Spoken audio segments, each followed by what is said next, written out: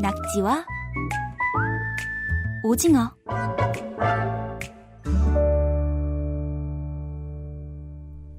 KBS 통일사용설명서와 함께 하시면 남북한의 달라진 말과 글에 대해서 알 수 있습니다. 결의말 큰 사전 남북공동편찬사업회 민지원 연구원 어서 오세요. 네, 안녕하세요. 오늘은 어떤 말 소개해 주실 건가요? 제가 오늘은 좀 학구적인 단어들을 준비해봤는데요. 학구적이라고 하니까 벌써 머리가 아파지네요.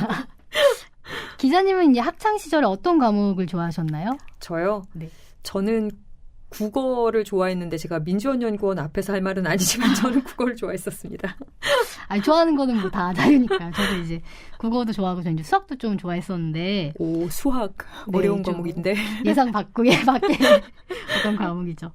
오늘은 좀 이 중고등학교 교과서에 나오는 말들을 좀 알아보려고 합니다. 그 중에서도 이제 제가 좋아하는 수학 그리고 과학 교과서에서 쓰이는 용어들을 살펴보려고 준비를 했습니다. 저같이 문과 나온 사람들은 과학, 수학 얘기만 들어도 사실 머리 아프거든요. 그래서 아주 어렵지 않은 단어들로 준비를 했습니다. 어렵지 않은 단어들 한번 알아보겠습니다. 네. 어떤 것부터 좀 소개해 주실까요?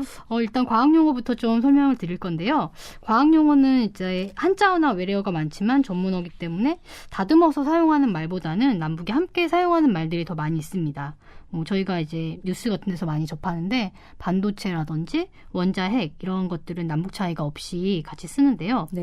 근데 뭐 한자어와 고유어가 두 가지가 동시에 존재하는 경우에는 좀 빈도는 사용하는 경우에 좀 차이가 나기도 해요.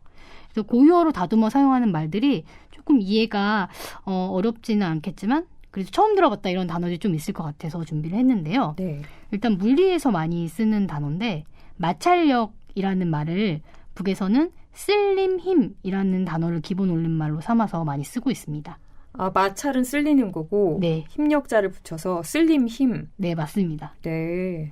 그리고 좀 이제 비슷하게 생각하시면 되는데요. 기체나 액체 속에 있는 물체가 이제 위로 뜨려는 힘을 남에서는 주로 부력이라고 하잖아요. 네. 북에서는 뜰힘이라는 단어가 기본 올림말이고 좀 더 많이 쓰이는 것으로 보입니다. 뜰 힘도 부력이 이제 뜨는 힘을 말하는 거니까 아주 정말 그대로 적는군요. 네, 네, 그렇습니다. 네. 책에 실린 어떤 문장을 좀 소개를 해드릴게요. 사람은 물속에 있으면 뜰 힘에 의해 지상에서보다 몸을 편안히 유지할 수 있다. 그리고 또 쓸림의 일제간이라는 이제 책에 실린 용례인데 바퀴와 레루는 레일입니다. 바퀴와 레루 사이에 맞선 힘을 크게 해주면 쓸림 힘이 커져요. 오. 네, 이런 어떤 문장이 있었습니다. 맞선 힘은 뭔가요? 네, 이 맞선 힘 안 그래도 이제 맞춰보시라고 진짜 제가 이제 질문해보고 퀴즈예요? 싶었는데요. 이게 뭘까요? 맞선 힘? 네. 뭔가 대립하는 그런 느낌인데. 맞습니다. 거의 네, 진짜? 비슷한 단어입니다. 예. 남에서 이제 저항력이라고 말하는 단어인데요. 저항력이 맞선 힘. 네, 운동을 방해하는 힘을 의미하죠. 북에서는 맞선 힘이라는 용어를 쓰고 남에서는 저항력이라는 단어를 쓰고 있습니다. 아까 그러면 바퀴와 레루 사이에 맞선 힘을 크게 해준다라는 말은 네. 바퀴와 레일 사이에 어떤 저항력을 높여준다 이런 말이네요. 네, 그러면 이제 마찰력이 커진다 이런 뜻으로 이제 쓰인 문장이죠. 어렵네요. 생각보다. 근데 좀 이제 오히려 북쪽 단어가 쉽다고 생각되는 것들도 있었는데 저희가 이제 가시광선이라는 어떤 그 단어를 과학 시간에 배우잖아요. 근데 이게 사실 한자를 알아야 의미가 딱 안겨오는 북측식으로 의미가 안겨오는 그런 네. 말인데요. 이 가시광선은 오를 가자 그리고 볼 시자여서 보는 것이 가능한 그러니까 사람의 눈으로 볼 수 있는 그런 빛을 의미를 하는데 북에서는 보임광선 이렇게 쓰고 있습니다. 보임광선. 네. 굉장히 확 머리에 들어오는 말이에요. 네, 그렇죠. 보이는 광선이니까 보임광선이죠. 또 교통 어떤 용어로 쓰이는 가시거리도 보임거리라고 서전에 실려 있고요. 사용된 것을 한번 소개를 해드리면 황사현상과 그 피해 대책. 이거 약간 보고서 같은 책에 나오는 문장인데 대기 투명도가 낮아져 보임거리가 짧아지는 조건에서 교통 규정을 자각적으로 잘 지켜서 교통사고가 한 건도 일어나지 않도록 해야 한다. 이런 문장이 있었습니다. 이게 가시거리, 가시광선이라고 하면 사실 한자어여서 네. 처음 과학을 배우는 우리 어린 학생들이 듣기에는 사실 어려운 말이거든요. 네, 그렇죠. 좀 진입장벽이 낮아질 것 같기도 하고 이렇게 말이 쉬우면 그렇습니다. 또 우리 과학 시간에 다르게 사용하는 용어들이 이것 말고도 있나요? 네, 좀 재밌는 단어가 있었는데요. 이 생물 용어 중에 하나를 가져와 봤습니다. 남에서는 이제 돌연변이라는 말을 쓰는데 이거는 돌연하다. 그러니까 생각지도 못한 일이 갑자기 일어난 상태에 있다. 이런 뜻을 가진 단어인데 이 돌연하다의 어근 돌연 그리고 명사 변이를 합쳐서 합성 돌연변이라고 사용을 합니다. 근데 북에서는 이 돌연하다 대신에 갑작스럽다에 갑작을 넣어서 사용을 해요. 갑작변이라고 말합니다. 갑작변이 갑자기 변했다. 네, 그렇죠. 순 우리말로 바꾼 거군요. 네, 이제 변이는 이제 그대로 한자지만 앞쪽 부분은 좀 쉬운 말로 바꾼 거죠. 듣다 보니 재밌네요. 하나만 좀 더 설명해 주세요. 네, 하나 더 설명해드리면 이 단어는 이제 외래어인데요. 땅속에서 지열로 녹아서 반액체로 된 물질을 마그마라고 하는데 예. 네, 이게 이제 식으면 화성암 같이 되는 거죠. 마그마는 외래어인데 북에서는 고유어로 돌물이라고 합니다. 돌물, 네. 돌물이 흘러내린다 이렇게 표현을 하겠네요. 그렇죠. 이게 돌이 녹은 물 같기도 하고 또 굳으면 다시 돌이 되는 그런 물이니까 돌물이라고 하는 것 같아요.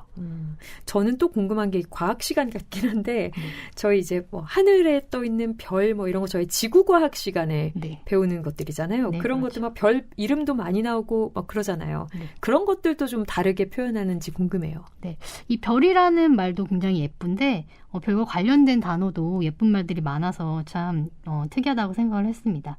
예, 꼬리가 길고 타원 궤도를 따라서 태양 주위로 도는 별을 해성이라고 말을 하는데요. 해성이라는 말도 쓰지만 북측에서는 살별이라고 기본 올림말로 삼고 있습니다. 살별, 네. 왜 살이라고 할까요? 이게 모양이 화살과 같이 생겼다는 데서 살별이라는 이름이 붙었다고 해요. 아, 화살 같은 별, 네, 살별. 화살 같은 별이라고 할 수 있죠. 예뻐 보여요, 이름이 이거는. 네, 그렇죠. 우리 유성이라고 이렇게 휙 떨어지는 별도 있잖아요. 네. 그 유성도 그러면 우리말식의 표현이 있나요? 네, 말씀하신 것처럼 유성, 북에서는 류성이라고 사전에 실려 있긴 한데 별지라는 말로 다듬어서 더 많이 쓰고 있습니다. 별지. 네, 별지 좀 예쁜 말이죠. 네. 남에서는 잘 안 쓰는데 아예 안 쓴다고 보는 게 맞을 것 같아요. 근데 북에서는 사용 빈도가 굉장히 높고 또 이런 천체에 쓰는 것뿐만 아니라 좀 의미가 확대돼서 이제 맞았거나 타격을 받았거나 어지럽거나 할 때 눈앞에 이제 번쩍번쩍하고 불빛이 어른거린다. 네. 이 경우에도 별지라는 단어를 사용을 하고 있습니다. 이건 그냥 별지라는 말을 그냥 들어서는 전혀 유성이라고 예측을 못할 것 같아요. 네. 그래서 제가 이제 또 책에서 문장을 찾아왔는데 네. 김혜성이라는 작가의 별하늘이라는 책에서 찾을 수 있는 문장이었는데요. 며칠씩이나 밤을 꼬박 새우며 별지가 떨어질 때마다 자기의 많고 많은 소원을 밤하늘에 아뢰었다. 저희도 이제 유성 떨어진 거 보면서 소원을 비는데 그렇죠. 북에서도 그렇게 하고 있는 것 같고 아까 말씀드린 것처럼 이제 확대된 의미로 쓰인 용례를 예문을 하나 들려드리면 1932년이라는 장편 소설에 실려 있는 문장인데요. 리철군이 다시 도끼를 들어 올리려 할 때 눈앞이 아뜩해지고 별지가 가로 세로 나는 것을 보게 되었다. 요게 아까 말씀해 주신 이렇게 눈앞에 불이 번쩍번쩍하는 듯한 네. 예, 그런 표현이네요. 네, 그렇습니다. 우리 지금 과학 시간에 나오는 용어들을 쭉 해봤으니까 이제 간략하게 수학 시간에 등장하는 말 하나만 알아볼까요? 네, 수학은 어려우니까 이제 짧게 하고 소개를 해드릴 텐데요. 재밌는 단어가 있는데 제곱근이라는 말 많이 이제 들어보셨죠? 네. 제곱근이라고 할 때 이 근자가 사실 뿌리 근자입니다. 그래서 북에서는 제곱뿌리라고 풀어서 말하고 있고요. 제곱뿌리라는 말은 또 특이하네요. 네. 그때 이제 쓰는 그 기호도 근호라고 루트 근호라고 하잖아요. 이것도 뿌리 기호라고 쓴다고 합니다. 뿌리 기호. 네. 수학 시간이나 과학 시간에 들어보면 정말 예쁜 우리말이 많이 나올 것 같아요. 북한의 수업 시간에는. 예, 남과 북의 말과 글의 차이를 알아보는 낙지와 오징어 시간. 오늘은 과학과 수학 시간에 나오는 단어들 살펴봤습니다. 결의말 큰 사전 남북 공동편찬사업회 민지원 연구원 오늘 설명 잘 들었고요. 다음 주에 또 뵙겠습니다. 네, 고맙습니다.